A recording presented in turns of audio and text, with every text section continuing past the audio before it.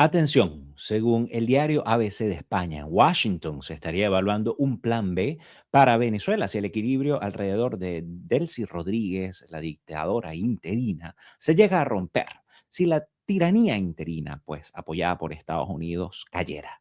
Y el dato que destaca en esta reseña es este. Ese supuesto plan alternativo se apoyaría en dos ejes, petróleo y fronteras. Y tal como lo reseña Efecto Cocuyo, quien está reseñando este trabajo periodístico del ABC, dice que ni siquiera menciona a María Corina Machado. Mientras se hablan de planes desde afuera, adentro empieza a moverse otra cosa. Calle, estudiantes, familiares de presos políticos, protestas por los presos políticos y la transición como una prioridad para los venezolanos, no precisamente el petróleo, porque la voluntad popular ya se expresó y lo que está en juego es si la voluntad del pueblo se respeta de verdad o se vuelve un punto a negociar.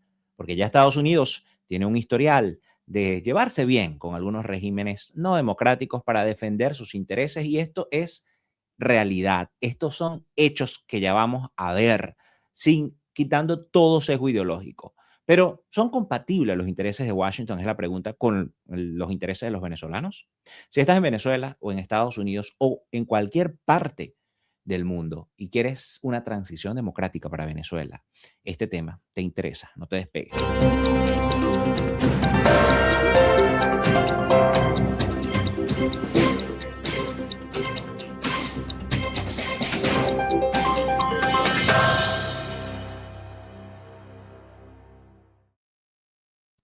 Hola, ¿qué tal amigos? Bienvenidos a este nuevo video. Hoy vamos a estar conversando de un tema que, aunque algunos piensen que es tabú o que poco se habla, ya se está empezando a hablar, porque hay quienes pueden pensar que esto puede contradecir el plan de la administración de Donald Trump. Pues los venezolanos, a pesar de eso, tenemos la responsabilidad y el deber de alzar la voz y presionar. Son momentos cumbres, señores, y justo ahora nuestro rol como ciudadanos es fundamental. Antes de arrancar, por favor, les pido como de costumbre algo sencillo que me va a ayudar enormemente. Ya no les pido que compartan. Vamos a hacer tres cositas puntuales. Denle me gusta y comenten, así sea un emoji, una manito arriba, dedito arriba o la bandera del país donde se están conectando. Si están viendo en este momento, les doy 3 segundos para que hagan eso. Eso es rapidito. No les va a tomar tiempo. Ya en estos segundos lo van a hacer. ¿Sí? Con eso me apoyas. Y si te sale la opción de Hype, que es una nueva opción de YouTube para impulsar a canales medianos y pequeños, menos de 500,000 suscriptores, pues deslízala a la izquierda donde están los comentarios de tu teléfono y pues esa opción nos ayuda a crecer porque nos recomienda a otros usuarios que aún no han descubierto este canal. También te pido que te suscribas a mi boletín en ricardoledice.com para que te llegue sin censura, sin desinformación, venciendo la censura y la desinformación a tu correo electrónico las últimas informaciones. Bien, primero vamos a poner el marco con precisión, vamos a arrancar, ¿no? Para no mezclar las cosas que son cosas diferentes, vamos a entender esta situación porque entiendo que todo esto es algo muy nuevo, incluso para las fuerzas de la democracia, como se está viviendo, pero también para los ciudadanos. Esto no había ocurrido en nuestro país. Lo más parecido fue Panamá en los años 80 y pues no teníamos ese historial. La última dictadura que vivimos fue la caída de Marcos Pérez Jiménez, el dictador que cayó el 23 de enero, que por cierto, hace poco tuvimos esa celebración y pues esperamos que haya democracia pronto en Venezuela a propósito de la celebración del 23 de enero. Ya les voy a hablar de una fecha que viene por allí también importante y de un movimiento que se está otra vez retomando en las calles. La información arranca. Primero vamos a hablar de este reporte que hace el diario ABC de España y pues lo que nosotros tenemos de manera verificable y directa es la reseña que hace Efecto Cocuyo de este medio, de este trabajo periodístico de David Landete, y no estamos presentando esto, obviamente, ni como un anuncio oficial de la Casa Blanca, ni una declaración de Trump. Mucho cuidado. Ahora, el medio reseña que si el equilibrio alrededor de Delcy Rodríguez, escuchen, se desmorona. En Washington se estaría contemplando un plan B que pasaría por una especie de consejo tecnocrático de emergencia, con foco en evitar caos y asegurar el control operativo del país. Y reseña también que ese supuesto plan se apoyaría en dos ejes que en términos de poder real lo cambian todo, el petróleo y las fronteras. Ahora, fíjense, lo más sensible no es solamente el contenido del plan, es lo que deja por fuera. Como les decía, esta información que obtuvo el diario el ABC no menciona, ABC de España no menciona a María Corina Machado, quien todos sabemos es la líder de las fuerzas de la democracia. Y por si hay algún extranjero, algún venezolano viéndonos, pues ganó las primarias de 2023 con más del 90% y pues transfirió su capital político a Edmundo González Urrutia para que el 28 de julio ganara mundo con alrededor del 70%, obviamente porque la dictadura no la dejó correr a ella, y tampoco la dejó lanzarse a Corina Lloris, que era la otra candidata tapa que habían seleccionado. Así las cosas, el mundo ganó con alrededor del 70% y las actas lo prueban, las actas que están en Panamá. Aquí hay que detenerse un segundo porque esto no se trata de un nombre propio, ¿no? Ni de simpatías, ni de egos, ni de que, bueno, la gente trata de endiosar a María Corina Machado. Yo entiendo ese sentimiento. Venezuela ha ha tenido un historial de presidencialismo, con Chávez líder mesiánico, y pues, bueno, yo entiendo que hay mucho temor en torno a esto de algunas personas, a que se repita esta forma de ver la política por parte de los venezolanos. Pero esto se trata de algo más básico, señores. No es de una nueva rockstar de la política, no es de una nueva Mesías, no, es de legitimidad. María Corina Machado no es una ficha para que la excluyan o la incluyan al gusto de un gobierno exterior o a intereses extranjeros. Ella, junto a Edmundo González Urrutia, como presidente electo, representa para una parte mayoritaria del país, bajo estas circunstancias que hablamos de estas elecciones del 28 de julio, con todas las desventajas, con todos los árbitros de la cancha pues vendidos, con toda la disparidad que hubo en esas elecciones, representa el liderazgo asociado a la voluntad popular expresada en 2024. Y esa voluntad es la que debe ser respetada en cualquier ruta democrática. Esto no es juego, señores. Es importante decirlo, porque hay hechos que se pueden comprobar, ¿no? Durante la elección presidencial de 2024, como les decía, las fuerzas de la democracia sostuvo que se había ganado con una ventaja amplia y pues se difundieron las actas, mientras que el CNE, el Consejo Nacional Electoral, proclamó a Maduro ganador sin mostrar los resultados desagregados por cada mesa, no. Por cierto, la agencia de noticias Reuters reportó entonces que la oposición decía contar con una parte mayoritaria, esto citando a Reuters, y defendía su victoria irreversible. Y todos sabemos que las actas existen y fue así, más allá de lo que dicen los medios que pudieron confirmarlos, muchos de ellos.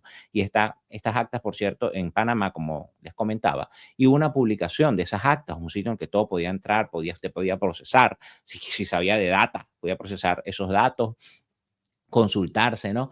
Toda la información ha sido pública.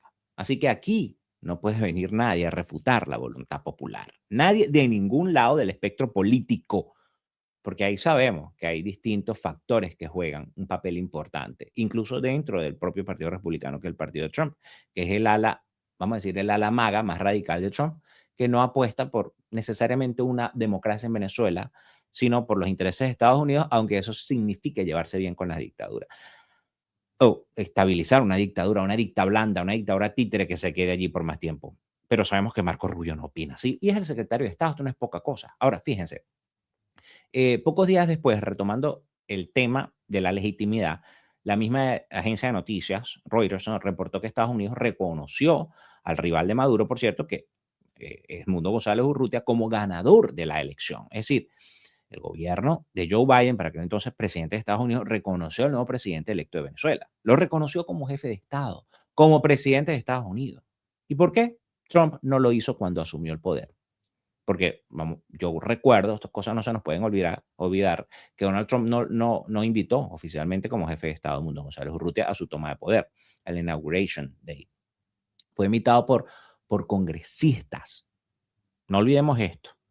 Lo que hay que recordar es que Biden sí recibió a Edmundo González Urrutia, le dio su puesto como jefe de Estado, le dio su lugar. Más allá de todos los errores que cometió la administración de Biden, aquí no estamos discutiendo eso, que ustedes saben que yo he sido crítico al poder, he sido crítico a Biden cuando deportó a venezolanos, cuando ha vulnerado derechos, se vulneraron derechos de migrantes, a pesar de todas las protecciones, porque el que dio las protecciones a los venezolanos aquí fue Biden, tanto el parol humanitario, CBP-1, de lo cual el programa de entrada de forma ordenada y legal por la frontera, del cual se beneficiaron muchas personas, el parol y el TPS, ¿no?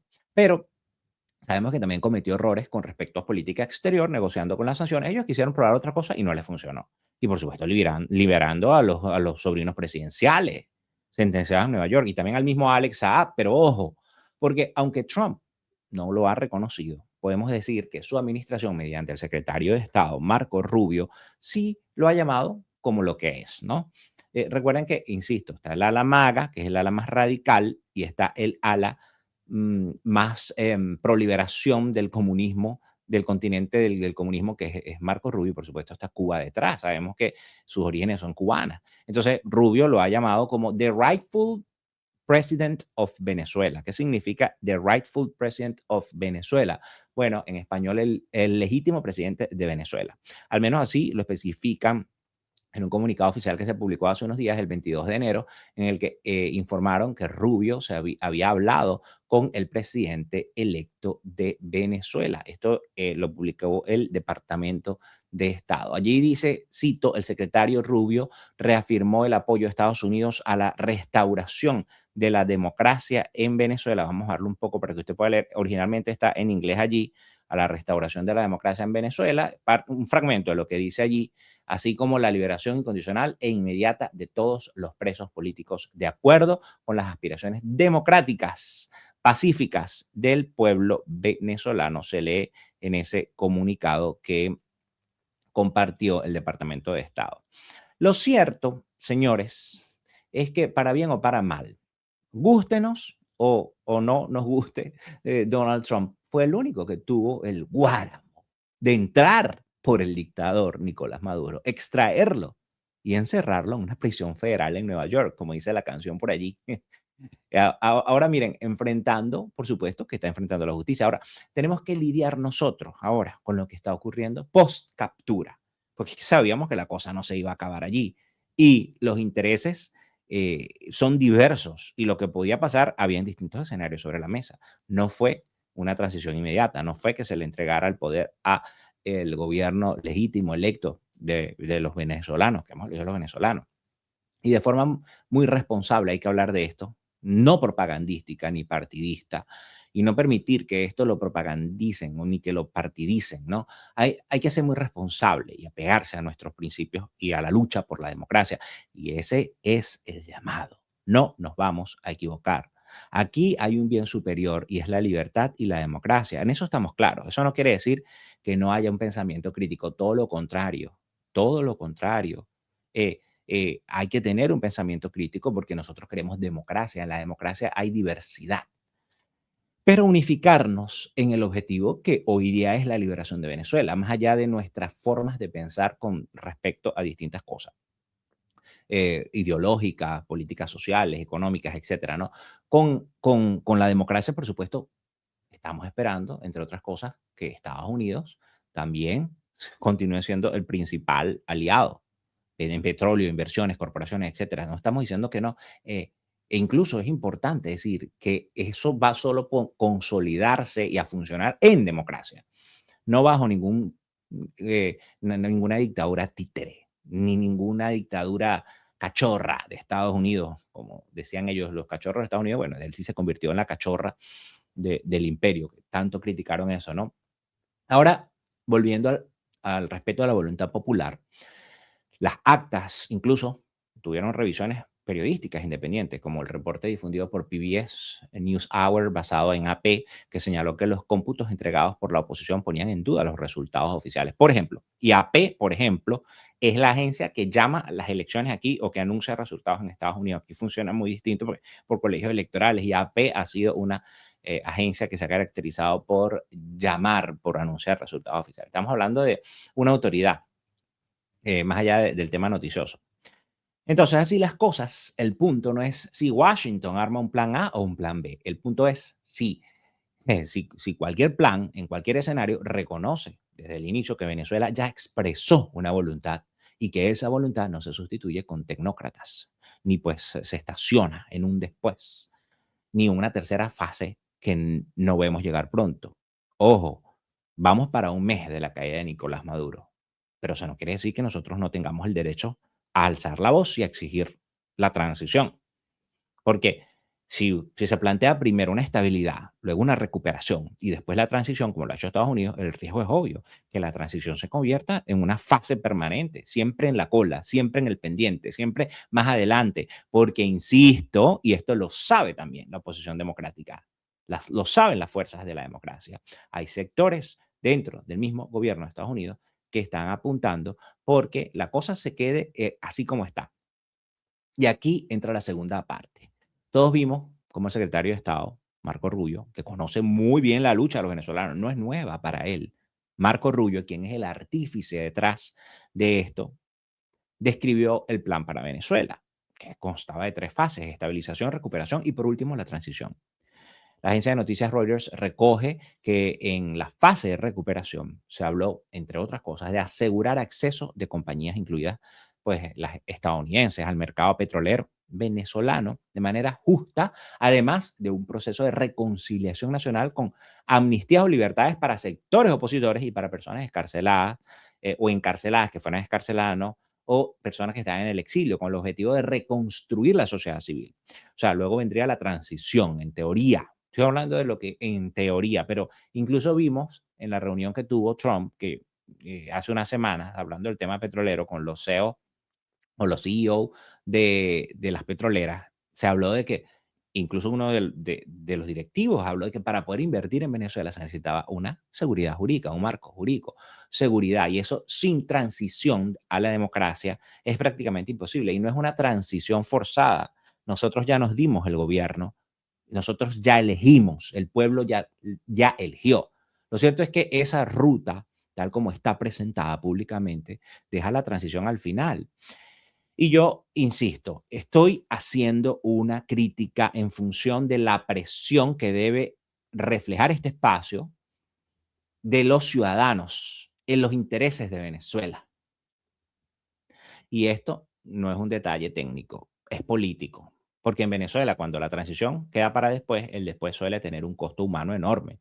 Hay presos políticos, hay familias fragmentadas en el exilio, hay miedo, hay autocensura, censura, un país paralizado, lleno de terror. Los venezolanos no han podido celebrar la caída de Nicolás Maduro al 100%. Y aunque ya hemos visto, por supuesto, el inicio de algunas excarcelaciones, y son excarcelaciones porque tienen medidas restrictivas, ¿no? De algunos presos políticos, el régimen tiene, por supuesto, por su parte, una lista que no se correlaciona con las listas que manejan, por ejemplo, organizaciones como el Foro Penal o el Comité para la Liberación de los Presos Políticos. Es decir, han podido verificar estas organizaciones mucho menos detenciones de las que habla el del SINATO. Por cierto, ahí, a propósito de la liberación de los presos políticos, hoy hubo un encuentro, no se lo pueden perder, espérense, pues se lo voy a poner más adelante. Un encuentro maravilloso de un líder, que ya les voy a decir quién es, que enfrentó a Delcy en la cara. Ya les voy a decir, en la calle. Ya van a ver en qué parte de Caracas. En este mismo reporte de Reuters se recoge una reacción fuerte desde el Partido Demócrata. Hubo senadores que criticaron lo que percibían como, o lo que perciben como un enfoque excesivo en petróleo y cuestionan el proceso. Reuters también menciona, por cierto, a que el congresista republicano Don Bacon, aunque apoyó la salida de Nicolás Maduro, advirtió que Estados Unidos no debería terminar respaldando figuras ilegítimas y que se debe instalar a los líderes debidamente electos. Y eso es lo que queremos los venezolanos, señores. Aquí no estamos pidiendo una cosa extraordinaria. Eso, insisto, no causaría inestabilidad, todo lo contrario, estabilizaría la situación, porque es la voluntad del pueblo. Es decir, quitar las otras cabezas que están allí, que todavía mantienen ese interinato moribundo, es fundamental para que termine de caer la dictadura. Y eso es clave, incluso porque dentro del debate político estadounidense aparece el concepto que a Venezuela le importa, es que es líderes electos, legitimidad, mandato, democracia, más allá de Marco Rubio, más allá de lo que ya, de los cubanoamericanos. Estoy hablando de María Elvira Salazar, Díaz Balar, Carlos Jiménez, que son estos congresistas que sabemos que la tienen clara, lo tienen clara, el tema de Venezuela lo tienen claro. Entonces, ¿cómo se conecta todo esto con Donald Trump? Con lo que dice públicamente y con lo que pues, presume en los reportes, ¿no? O lo que se dice públicamente. Bueno, dijo que estaba considerando involucrar a María Corina Machado, por cierto, de alguna manera en los asuntos de Venezuela, sin precisar el rol. Es decir, no especificó de qué forma estaría él pensando en involucrar a María Corina Machado. Esto después de reunirse con Machado en la Casa Blanca. Vamos a revisar qué fue lo que dijo, porque ahí tenemos un fragmento de esto. Esto fue publicado, por cierto, alrededor de hace 6 días aproximadamente. Esto fue el 20 de enero. Vamos a ver qué fue lo que dijo el presidente Donald Trump. Por favor, avísenme si están escuchando bien. Yo espero que sí. Ahí está. Into the United States. That's why one of the reasons I felt so strongly against Venezuela. Now I'm loving Venezuela. They've been working with us so well. It's been so nice. And an unbelievably nice woman also did a very incredible thing, as you know, a few days ago. We're talking to her, and maybe we can get her involved in some way. I'd love to be able to do that. Maria, maybe we can do that. But we're dealing with the people and the president and all of the people in Venezuela, and we've been doing great. The oil companies are getting ready to make massive investments there. They have more oil than even Saudi Arabia. There you go. Bueno, esto que estábamos escuchando allí del presidente Trump, yo creo que hay que decirlo muy claramente, sin interpretaciones, que sean, por supuesto, innecesarias. Pues se entiende así, hay señales públicas contradictorias y pues al menos incompletas. Por un lado, una frase de Trump sobre involucrar a Machado de alguna manera, como que si realmente los venezolanos ya no la hubiésemos involucrado al darle el mandato que le dimos en octubre de 2023, para empezar por ahí, ¿no? Entonces, vamos a estar claros, no nos desviemos por justificaciones propagandísticas o tratando de ver las cosas por otro lado. Aquí estamos fomentando el pensamiento crítico y estamos siendo lógicos en nuestra legítima petición como venezolano. Entonces, fíjense ustedes, por un lado, pues, por el otro, esto por un lado, ¿no? El tema de involucrar a María Corina, pero por otro lado, o el reporte del ABC de España, se habla de ese plan B, pues no la menciona tampoco. Y es que hasta ahora, en este proceso de transición, en las fases que se ha descrito, o por lo menos antes de la transición oficialmente, que no se han dado detalles, no se ha mencionado tampoco que el presidente electo asuma como debe ser. De hecho, un día antes de recibir a Machado, cuando Trump habló de su llamada con Delcy Rodríguez, el tono fue todavía más explícito. Fíjense ustedes, la agencia Reuters reportó que Trump calificó la conversación como great, como grandiosa, y la describió a ella como terrific person, como fabulosa, fantástica, una persona fantástica. Y esto no es una frase menor. Es una etiqueta política y no podemos dejarla de tomar en consideración. Porque, bueno, hay quienes justifican a Trump y dicen, no, es que él dice una cosa y después hace otra cosa. No, yo creo que hay que tener mucho cuidado con las declaraciones y las cosas como políticamente se puede llevar vamos a decir, una agenda, porque todo tiene un impacto. Todo tiene, en política la retórica tiene un impacto gigante. Bien, vamos a ver qué fue lo que dijo Donald Trump con respecto a Delcy Rodríguez. Bueno, esto lo ha repetido, lo ha reiterado, pero bueno, vamos a escuchar. Jefa de seguridad de Venezuela. Conozco a la número uno, acabamos de tener una gran conversación hoy y es una persona estupenda. Y era, quiero decir, es alguien con quien hemos trabajado muy bien. Marco Rubio está tratando con ella. Yo traté con ella esta mañana. Tuvimos una llamada larga. Hablamos de muchas cosas y creo que nos llevamos muy bien con Venezuela. Excelente, el nuevo puesto de fiscal general. Ajá, ¿eso prueba que Machado está fuera de la ecuación? Pues no, eso sería irresponsable afirmarlo. Lo que sí permite decir, con base en lo reportado, en lo que es público, en lo que sabemos, es que las prioridades de Washington no están alineadas, al menos de forma transparente, con lo que para los venezolanos es central y es una prioridad, y es la transición democrática, o por lo menos con lo que debería ser una prioridad, lo que es una prioridad para todos los venezolanos, el respeto a la voluntad popular con la restitución del Estado de Derecho como prioridad, como lo primero, pues, con respecto a la liberación de los presos políticos. Al menos vemos señales, ya lo vimos, pero ya vimos que ha sido a cuentagotas y con un discurso de manipulación por parte del régimen, del Sinato, y ataques a las ONG como el Foro Penal, como parte de la estrategia de la dictadura, que pretende hacer ver que todo está normalizado, que todo está bien, que todo sigue andando, ¿no? Pero bueno, después vino otro comentario que se los voy a mostrar por aquí, porque me parece importante destacar, ¿no? Lo que dice Trump con lo que hace. Y pues este comentario sí fue más directo, fue dentro del Air Force One, un intercambio con la prensa. Trump dijo que había hablado con la líder de la Fuerza de la Democracia, con María Corina Machado, y pues que le gusta mucho, o que le gustaba mucho María Corina Machado, pero acto seguido remató con una calificación de, con respecto al liderazgo, eso se puede llamar liderazgo, de Delcy Rodríguez. Vamos a ver, yo creo que esto no está doblado como estaba el otro al español, pero sí creo que lo podemos tener con los subtítulos en español. Ok, vamos a ver, ahí está. That piece of ice covered by the Golden Dome. You mentioned Venezuela. You've expressed optimism in your relationship with Delcy Rodriguez. Are you inclined to let her stay in power? Well, right now they're very strong leadership. I mean, they're showing very strong leadership. I also spoke with Maria today, and you know who I like a lot. But Delcy's shown very strong leadership so far, I have to say.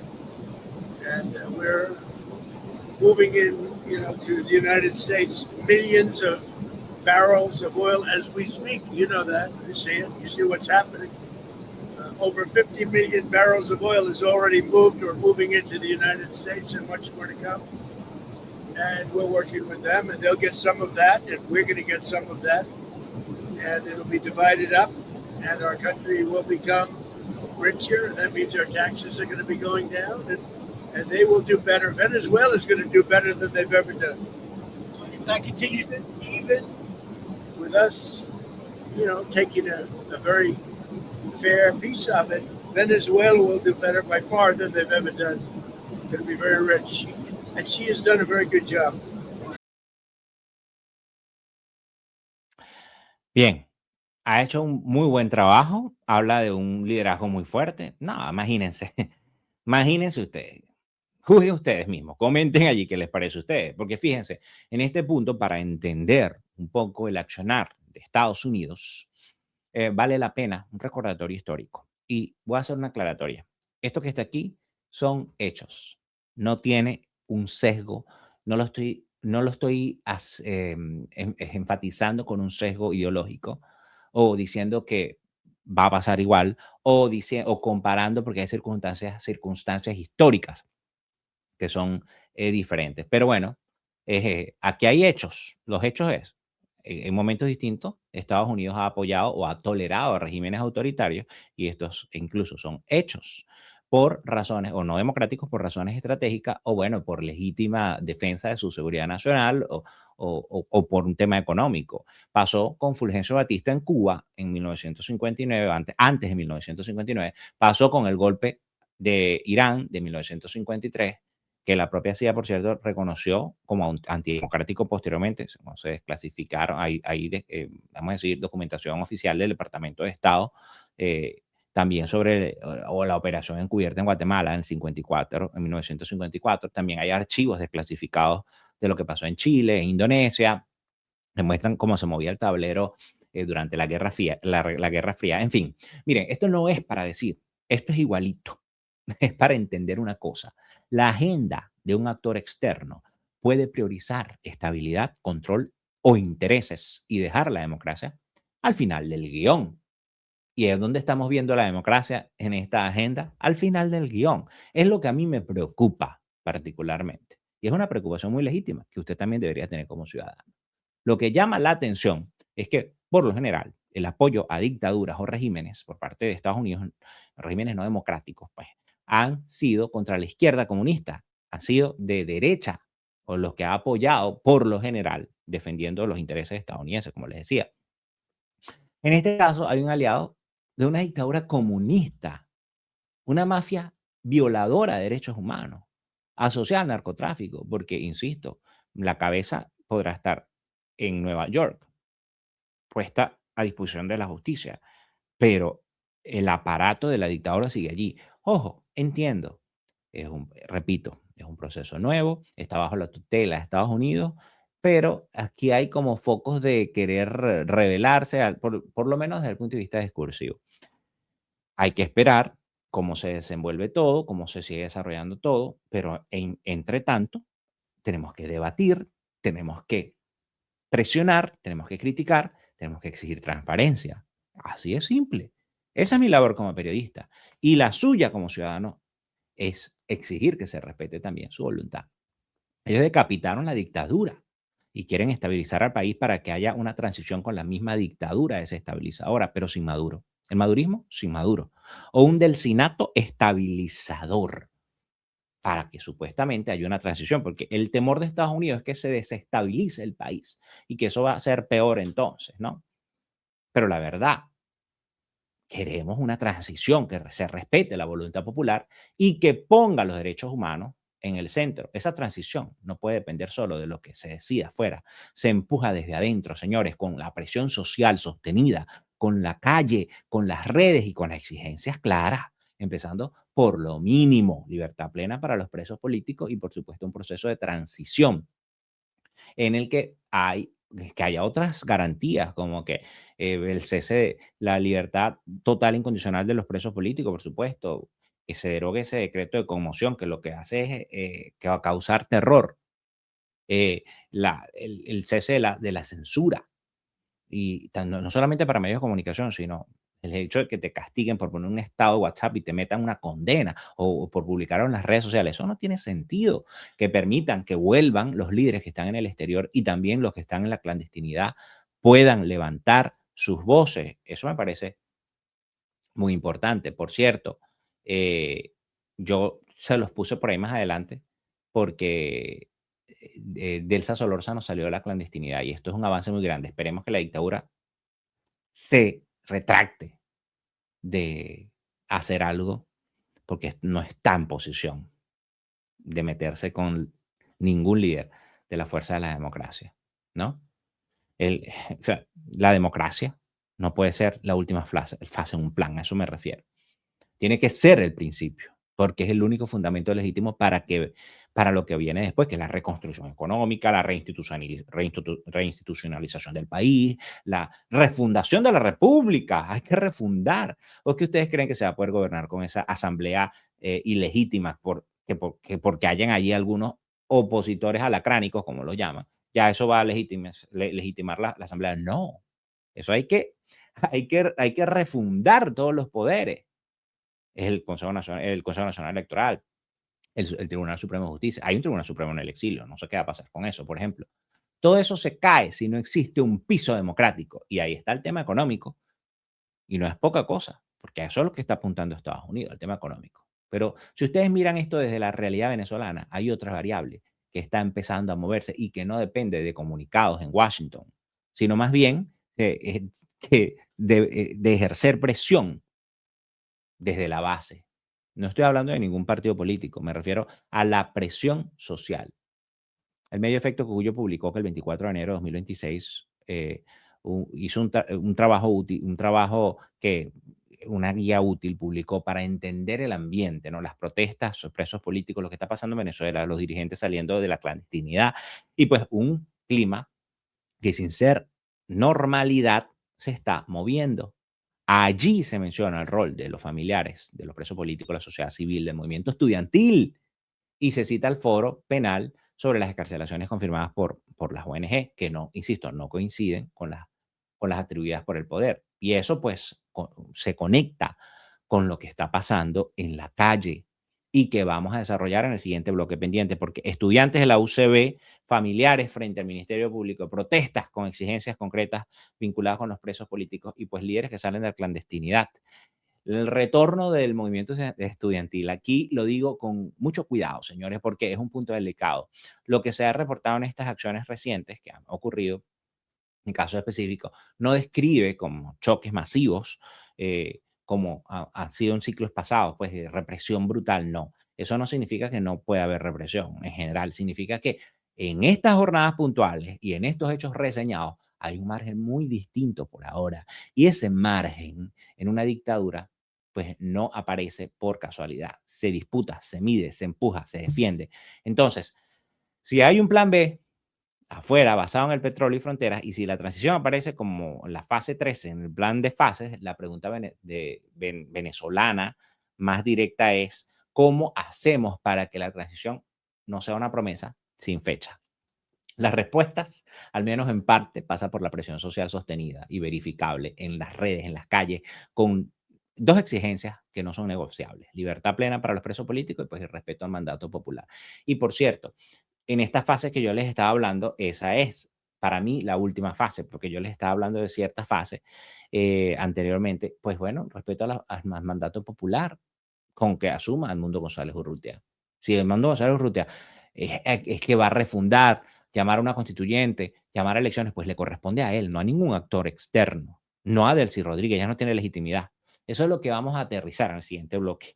¿Qué está pasando con la protesta? ¿Por qué está volviendo? ¿Qué papel están jugando los estudiantes y los familiares? ¿Y por qué ese movimiento puede convertirse en el acelerador real de una transición que, si se deja solo en manos de intereses externos, corre el riesgo de quedarse allí? Así que bueno, pendiente. Vamos a continuar ya con el bloque 2, pero antes quiero recordar por favor que se suscriban, activen la campanita de notificaciones, le den me gusta y pues comenten con la banderita donde se están conectando el país, si están en Venezuela, Venezuela, Estados Unidos, o en Chile, pues no, bandera Chile, manito arriba, eso nos ayuda mucho al algoritmo. Y también suscríbanse a mi boletín en ricardolodice.com, ricardolodice.com. Allí es la forma como usted puede apoyar este proyecto periodístico independiente y me ayuda a que pues poder difundir todo lo que está ocurriendo sin censura, sin desinformación. Ahí se lo estoy poniendo, ricardolodice.com es la web, y pues le va a llegar a su correo electrónico todo, así facilito. Ahora miren, lo segundo que hay que mirar en esta etapa no es solo lo que se está diseñando afuera, sino lo que está pasando adentro, en la calle, en las universidades, en los reclamos concretos, sobre todo en un tema que atraviesa todo: los presos políticos, desapariciones forzadas y la exigencia de libertad plena como condición mínima para hablar de transición. Porque cuando uno dice reactivación de la protesta, eso suena abstracto, ¿no? Pero lo que estamos viendo en estos días son acciones muy específicas, familiares de los presos políticos y activistas que van una y otra vez de instituciones del Estado a instituciones del Estado a exigir que se liberen a los presos políticos, bueno, poner cuerpo y el ruido dentro y fuera de las universidades, organizaciones que documentan casos con nombre y apellido. Eso no es una consigna partidista, eso es presión social en su forma más concreta. Ahora, arranco por la fiscalía porque allí hay un detalle que cambia todo y es el foco. No es solamente libérenlos, que ya sería suficiente. El foco es también, dígame dónde están. Y además, simplemente vencer el miedo. ¿Usted sabe lo que significa esto en un país donde que hemos tenido miles de presos políticos y todavía hay cientos de presos políticos? Que los familiares se atrevan a ir a un ente público protestando y entren y no los repriman. Algo está cambiando, algo está cambiando, algo ha cambiado. El 20 de enero, el Comité por la Libertad de los Presos Políticos en Venezuela consignó ante el Ministerio Público un documento con casos de personas que, según denunciaron, están en situación de desaparición forzada, familiares que no tienen información oficial sobre su paradero, personas detenidas en la calle o en sus casas y un sistema que, de acuerdo con ese reclamo, niega datos durante días, semanas o más tiempo. El medio El Pitazo reportó que Diego Casanova y otros manifestantes ingresaron para entregar el documento y que la lista incluía al menos a 201 casos de los desaparecidos. Efecto Cocuyo también abordó el tema desde el testimonio, familiares hablando de detenciones arbitrarias, traslados lejanos, silencio oficial y pues una denuncia directa. Más de 200 personas bajo desaparición forzada.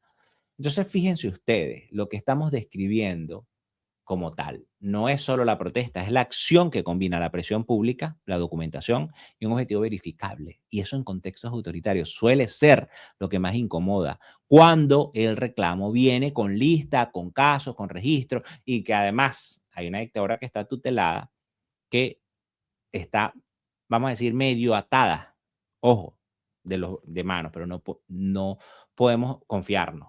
Importante. Ahora ustedes me dirán, bueno, sí, pero ¿y la represión? Bueno, aquí hay que hablar con bisturí. Mucho cuidado porque, fíjense, lo que se puede decir con base en estos reportes puntuales es que en esas acciones específicas, como la consignación del documento del Ministerio Público, no se describen enfrentamientos masivos o una represión generalizada del tipo como hemos visto antes, ¿no? En el caso del pupitrazo que se dio en la UCB, se reporta que funcionarios de la PNB y el SEBIN se acercaron para retirar una pancarta principal que los estudiantes, pues, vamos a decir, resistieron de forma pacífica, corearon consignas y que la manifestación se mantuvo sin incidentes mayores. Ahora, eso no significa que no pasa nada, significa que en estos hechos reseñados hay un margen distinto de otros momentos y esto es post captura de Nicolás Maduro. Y ese margen, si existe, es precisamente el tipo de cosas que la sociedad civil mide, hasta dónde se puede presionar, cuánto espacio hay, qué provoca la reacción y qué no, y cómo sostener la exigencia sin perder el foco. Y aquí entra el movimiento estudiantil, señores, que es el retorno del movimiento estudiantil, que es clave y no por romanticismo, sino por el valor político real. Cuando se activan los estudiantes, se activa también una memoria social, la protesta, que no es solo de una generación, es una cadena histórica. Yo, yo fui parte del movimiento estudiantil como estudiante, el movimiento estudiantil Manos Blancas, el año 2007, por ejemplo, cuando el cierre de Radio Caracas Televisión, lo recuerdo, estudiaba periodismo en la Universidad Católica Andrés Bello. De esa generación que yo estuve en la base, yo no estuve en ningún tipo de liderazgo allí, salieron líderes políticos, pues, y por supuesto que marcó un momento histórico importante, la lucha contra el régimen de Hugo Chávez. Ahora, 21 de enero, los estudiantes de la UCB hicieron el pupitrazo, bloquearon la entrada con pupitres, colgaron pancartas con fotos y nombres de presos políticos de distintas universidades y exigieron la liberación total. Y, por supuesto, el presidente de la Federación de Centros Universitarios, Miguel Ángel Suárez, fue enfático en que la protesta era por todos los jóvenes que hoy son presos políticos. Es una protesta con un sujeto muy claro. Los presos políticos, particularmente los jóvenes, pero quieren la libertad para los presos políticos. Precisamente hoy, por cierto, Miguel Ángel Suárez confrontó a Delcy Rodríguez, algo que de mucho valor. Ya le reconocemos el valor de este joven. La encaró en la UCB. Les decía que les iba a decir que había un líder que había encarado a Delcy Rodríguez. Fue Miguel Ángel Suárez. Y para pedir la liberación de los presos políticos sin temor. Y esto hay que aplaudirlo de pie porque en un contexto como el de Venezuela hay que tener mucha valentía. Vamos a ver ese momento de ese live que hicieron desde la cuenta del líder estudiantil y qué fue lo que respondió la dictadora interina Delcy Rodríguez.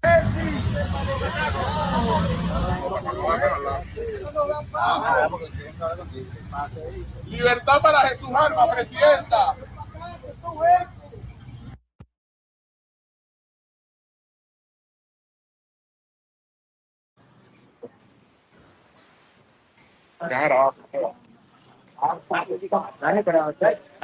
Acércate, Miguel Ángel. Miguel, ábrete el acceso.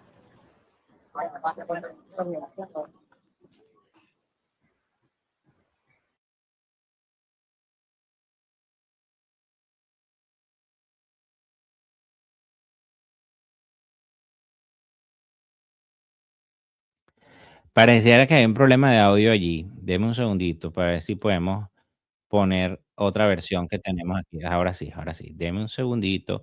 Vamos a poner otra versión que yo creo que va a funcionar mejor. Ahora sí. Dígame si están escuchando. En torno a la liberación de los presos políticos.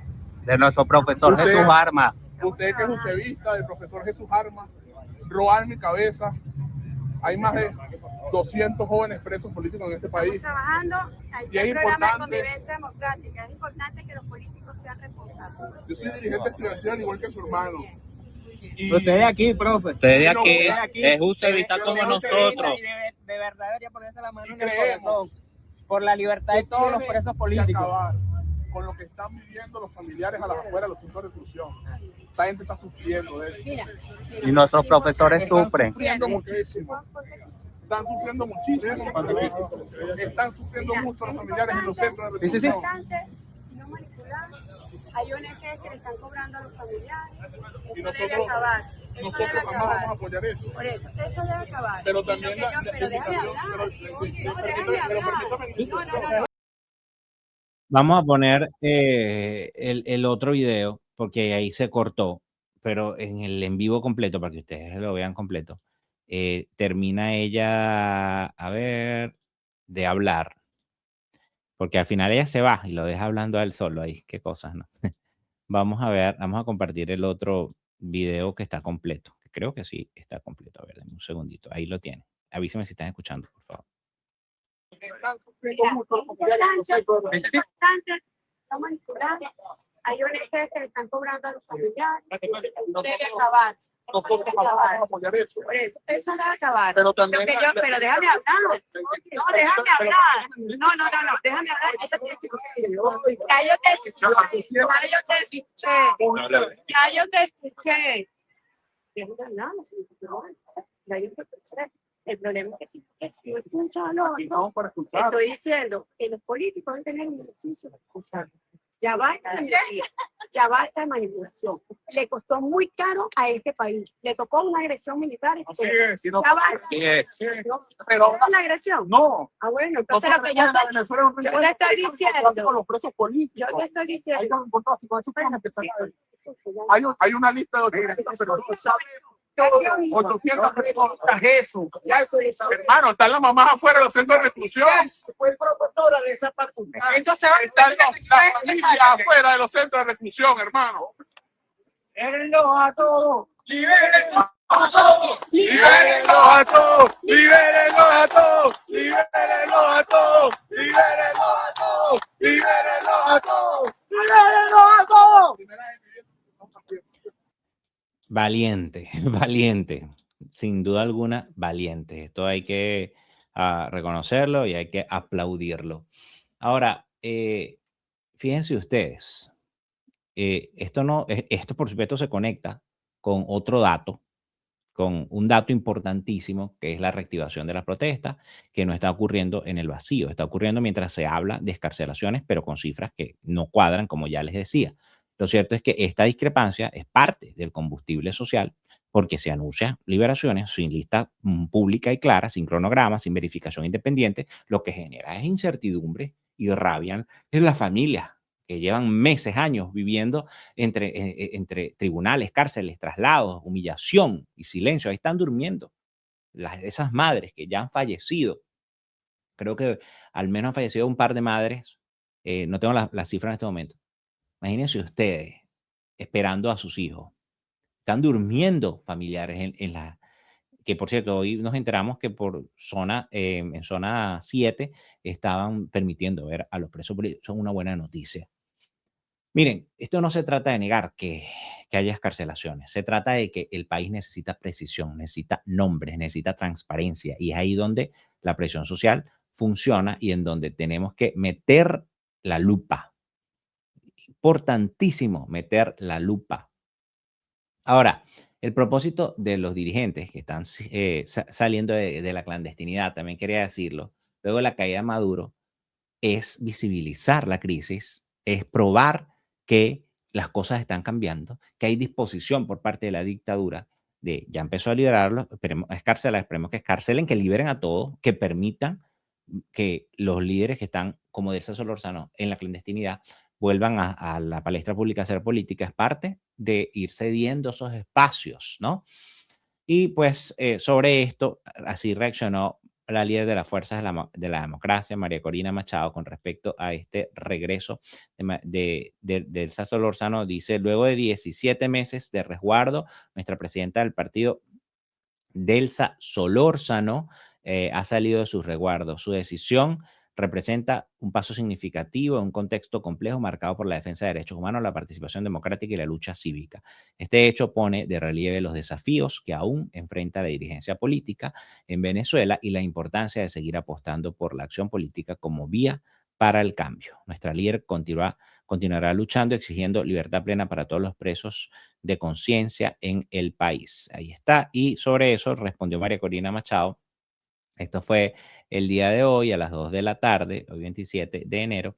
Madres, estudiantes, trabajadores, dirigentes políticos, un país entero que vuelve a movilizarse por la libertad de todos nuestros héroes y la libertad de Venezuela. Bravo, Delsa. Y empieza a hablar de movilización, a pesar de que las convocatorias no vienen directamente de ella y entendemos desde el punto de vista político, desde el punto de vista estratégico, por la relación con Estados Unidos y sobre todo por la posición que ha tomado Estados Unidos en la forma como está haciendo las cosas, ¿no? Con respecto a estas fases que ya hablamos. Vamos a ver qué dijo Delsa, un fragmento de lo que dijo Delsa Solórzano el día de hoy. Veamos. Gracias a mis amigos por hacer posible que hoy nos reencontráramos. Y mi abrazo a cada uno de ustedes. Obviamente mis primeras palabras, después de año y medio, 17 largos meses, 17 largos meses, bajo resguardo por razones de persecución política contra mí y contra mi familia,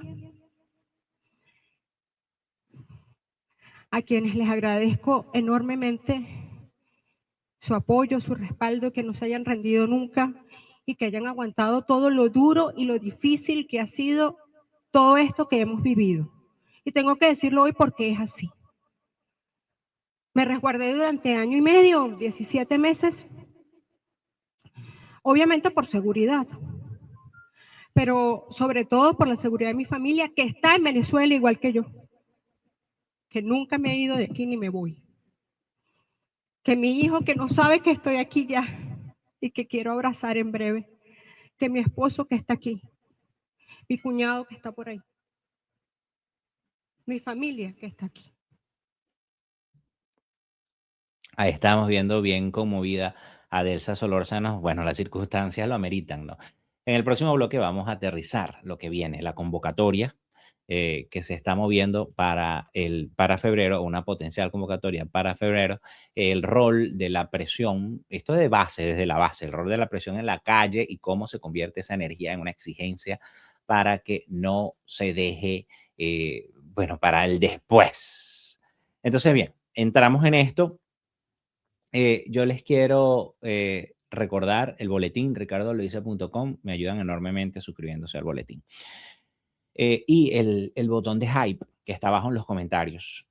Si usted está conectado desde el celular, va a los comentarios y deslice a la izquierda. No todos le salen, algunos le salen, otros no. Dele hype para que no suba de nivel en la recomendación. Miren, aquí lo que está en juego es crucial. Uno es el calendario de Washington, con fases, con planes, con prioridades, el discurso público, pues que ha girado mucho alrededor del petróleo y del control operativo. Pues el 7 de enero, Marco Rubio describió las etapas que ya mencionábamos, estabilización, recuperación y transición, ¿no? Y dice que Rubio habló de asegurar el acceso al mercado petrolero venezolano para las compañías estadounidenses y occidentales y además, por supuesto, la reconciliación y la liberación para reconstruir la sociedad civil. Liberaciones, ¿no? Y la transición, por supuesto, de último. El otro calendario es el calendario venezolano. Ese es el otro lado, la otra cara de la moneda. Ojo, que no quiere decir que esté en conflicto directo, que vaya en contra del todo, pero sí está incluido en esa fase, pero nosotros tenemos que alzar la voz. El de la familia es el calendario de las familias que duermen afuera de las cárceles, esperando una lista de liberación de sus familiares, es de los estudiantes que vuelven a la calle, es de la gente que después de años de represión se atreve a exigir fe de vida, libertad, un camino hacia la democracia. Y por eso esta etapa viene una tensión central que hay que decir sin rodeos. Si la transición se deja para después, se corre el riesgo de que pues simplemente se alargue y que haya otros sectores que hagan lobby, porque en la política es así, y esto no podemos permitirlo, sobre todo porque las cosas aquí internas en Estados Unidos están delicadas. Si ustedes han visto lo que ha pasado con ICE, ya hay 2 asesinatos de estadounidenses por parte, presuntamente por parte de agentes de ICE, hay protestas, hay todo un panorama de conmoción interna muy grande, y de cierta forma lo que pasa aquí internamente obviamente impactan también en la política exterior. Por eso cuando se escucha lo del plan B, con énfasis en el petróleo y frontera, pues la omisión de María Corina Machado, eso no se puede leer como una anécdota, se lee como una alerta de prioridades. Y aquí estamos para alertar, ¿no? Y es importante insistir en que no, esto no tiene nada que ver con permisos externos. María Corina y el presidente electo Edmundo González Urrutia, por millones de venezolanos, representan la expresión de una voluntad popular, así de simple.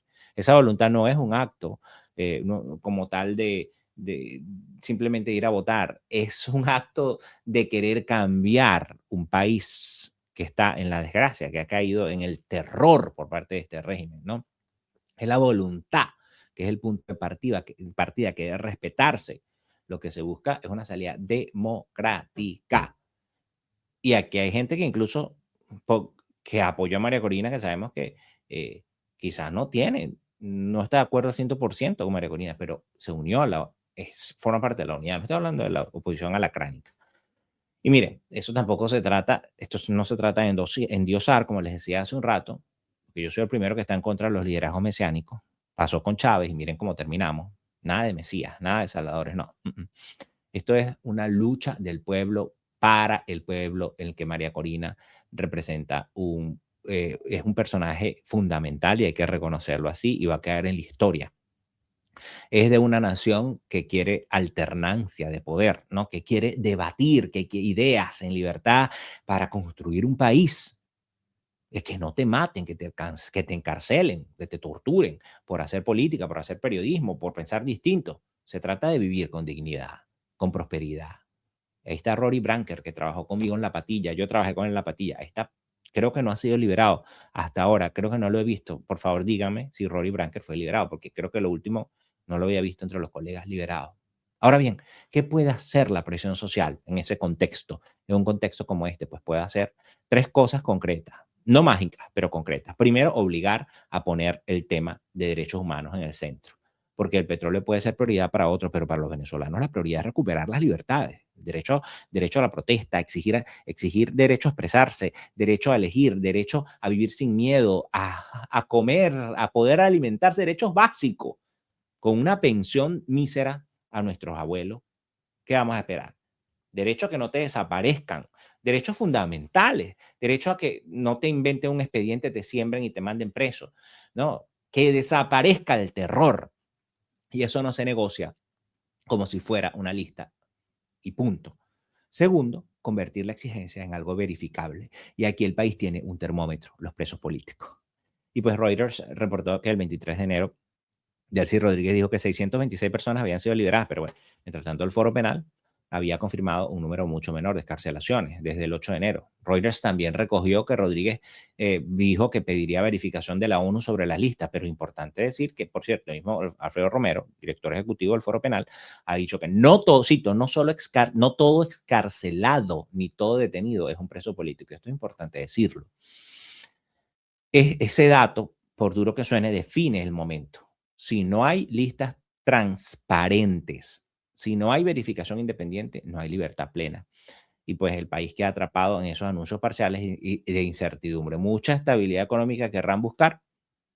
Por ahí escuchaba a alguien que estaba en Venezuela hace poco. Bueno, están bajando los precios de las cosas, el dólar y todo, pero la gente anda con miedo todavía. Por eso, valiente este muchacho, presidente de la Federación del Centro de la FCU, de estudiantes. AP, por cierto, lo retrató con una imagen que duele. Familias esperando por semanas en las prisiones, afuera de las prisiones, el helicoide, con carteles y en vigilias, en medio de una angustia que, pues, bueno, no se resuelve con declaraciones. Y esto es importante decirlo. Y tercero, la presión social, que puede ponerle fecha a lo que otros quieren dejar para el final. Y aquí entra el tema de la convocatoria juvenil o de lo que puede hacer lo que se puede hacer el 12 de febrero, porque el 12 de febrero es el Día de la Juventud, que está establecido para honrar a los jóvenes que participaron en la batalla de la Victoria en 1814 durante la Guerra de Independencia. Y fíjense qué momento tan propicio en estos días para que vive el país, ¿no? Para manifestarse. Tradicionalmente ha sido una fecha de movilización estudiantil y no debería ser la excepción este año. En este momento se está moviendo en las redes la idea de una nueva convocatoria. Yo lo digo con toda responsabilidad, no tengo todavía un comunicado oficial del movimiento estudiantil o de alguna ONG o una hoja de ruta para ese momento, pero lo que sí existe es un patrón histórico y además señales recientes de reactivación estudiantil, del retorno del movimiento estudiantil. ¿Qué significa eso? Que el movimiento está vivo y que hay una base real en la sociedad, que los estudiantes han sido un punto fundamental en la lucha por la democracia y que van a terminar siéndolo con esta nueva generación. Imagínense ustedes, ya casi 20 años después, yo formé parte en 2007 del movimiento estudiantil y ya vamos para 20 años, tenemos como 19 años. Entonces, esto es importante. La clave no es hacer ruido por hacer ruido. La clave es mantener la protesta con un objetivo claro e ir tanteando cómo está la circunstancia con mucho cuidado, porque esta dictadura es de armas tomar. Y bueno, la libertad plena para todos los presos políticos es lo que se seguirá exigiendo. El país no puede normalizar que una familia no sepa dónde está su hijo. Eso no. Transición hacia la democracia es algo que tenemos que internalizar, que debemos exigir. Y pues todo se conecta. Afuera se habla de fases y la transición aparece como la tercera. Adentro la gente está diciendo, sin presos políticos libres no hay transición, sin garantías no hay transición, sin respeto a la voluntad popular no hay transición. Ahora hay algo más que no debemos perder de vista. Las señales públicas desde Washington también han sido inconsistentes. Eso he leído con cautela, que es una realidad. Lo que se diga o se diseñe afuera puede cambiar de un día para otro y no siempre va a tener como prioridad el mandato popular o la urgencia de los derechos humanos. Por eso los venezolanos tenemos que en estos momentos alzar nuestras voces. Además, Donald Trump ha demostrado ser muy impredecible en lo que dice un día y lo que hace el otro. Es la realidad. Por eso el peso de la presión social no es un capricho. Lo que nos tocó fue Donald Trump. Lo que nos tocó fue Trump. Nos tocó Trump. Punto. Insisto, repito, fue el que tuvo el guáramo de hacer lo que hizo. Por sus propios intereses, por los intereses que quiere esgrimir de Estados Unidos, etc. Pero nosotros tenemos que defender nuestros intereses. Es una necesidad para que el proceso no se desvíe hacia una administración del país sin democracia. Por ahí leí que la vez estaba diciendo que se había designado a Marco Rubio como gobernador en cuanto a los ingresos, gobernador de Venezuela, como si fuéramos un Puerto Rico, vamos a decirlo, ¿no? O sea, yo entiendo que esto es desde el punto de vista de transición, pero aquí yo creo que en algún punto el liderazgo va a tener que tener un contacto directo con Rubio, que yo sé que ya lo tienen, y establecer hasta dónde va a llegar esto, ¿no? Porque lo que necesitamos es la transición y que nuestro gobierno legítimo maneje nuestros recursos, punto. Así de simple, ¿no? Y yo quería también mencionarles esto, El País de España publicó, por cierto, el 16 de enero un reportaje describiendo cómo Venezuela ensayaba una normalidad forzada tras la captura de Maduro y menciona el contexto de las excarcelaciones. No queremos una normalidad bajo estas circunstancias en Venezuela, ¿no? Y no queremos esa normalidad, lo que queremos es un cambio definitivo. Y cierro con esto porque es el corazón de este tema. Si el debate se queda solo en petróleo y fronteras, Venezuela pierde. Porque Venezuela no es un pozo de petróleo con gente alrededor. Venezuela es el país que tiene las mayores reservas de petróleo. Somos ricos, seremos una potencia mundial. Estoy seguro que todos exigiremos que se administren esos recursos de forma óptima para que beneficie a todos los venezolanos. Pero Venezuela es un país de gente echada para adelante, luchadora, un héroe en cada luchador que quiere volver a tener sus derechos, leyes e instituciones. La protesta en este momento no es un acto simbólico, es una herramienta de presión para que la transición no sea la fase 3 de un documento, sino un proceso con condiciones, con garantías, con fechas, con respeto a la voluntad popular, que por cierto, el mismo Marco Rubio dijo que habían fases que podían superponerse. Bueno, exijamos ya la transición. Y eso empieza, bueno, por los derechos más básicos, la libertad plena para los presos políticos. Y pues, como les decía hace unos minutos, garantías de libertades en general para ejercer la política, para hacer periodismo, para todos los derechos fundamentales que se han violado. Si ese contenido como tal, si este contenido te ayuda a entender lo que está pasando, te pido por favor que te suscribas, le des me gusta y pues que también le vayas a mi boletín en ricardolodice.com para que te suscribas y te llegue a tu correo electrónico toda la información, ricardolodice.com. Por allí es fácil, es rápido y pues de esa forma puedes apoyar al periodismo independiente. Recuerda, en tiempos de oscuridad, el periodismo independiente es resistencia. Nos vemos en un próximo video. Se les quiere.